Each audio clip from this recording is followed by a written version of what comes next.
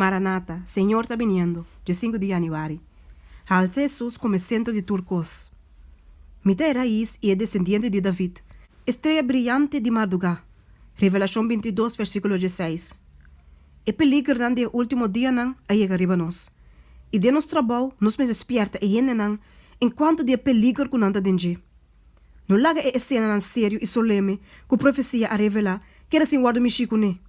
Se nos pueblo estava a mitar lanta, se não lo a realizar só, com cerca e evento não que a guarda descrever de revelação tá, uma reformação lo a tomar lugar de nossa igreja não, e hope mais gente lo a querer a mensagem. Nós não temos nenhum tempo para perder. Promover princípio na novo e gara duro na verdade não claro. E lo tá maneira uns para de dois filhos. Pero não está muito claro para tomar uma atitude controversial. Lo vai ter algum momento não que nós me separa quieto e mire a salvação de Deus. Laga Daniel papia, laga revelação papia e conta que é verdade tá.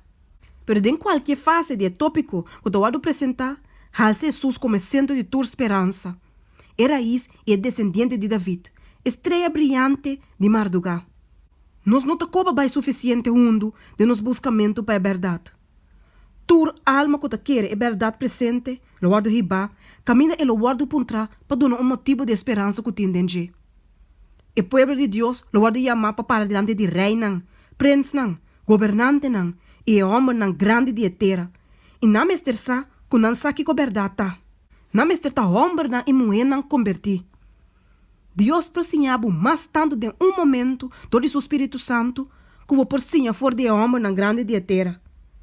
O universo está observando a controvérsia que está tomando lugar riba a terra.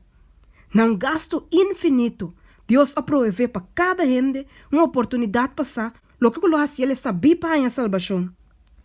Com ansiosamente angelanta wak para mirar quem lo hace uso de oportunidade aqui. Ora com o mensagem vou apresentar a Deus o povo, não me estar lanta riba de oposição na essa aqui. Não me estar bem na Bíblia, comparando essa aqui com a lei e o testemunho. E se essa aqui não passa o teste, ora é nota verdade. Deus quer para nos mente na expandir. E te deseja para pôr sua graça riba nós. Nós por ter uma festa de coisa na bom tur dia, para Deus por abrir inteiro tesouro de cielo na nós.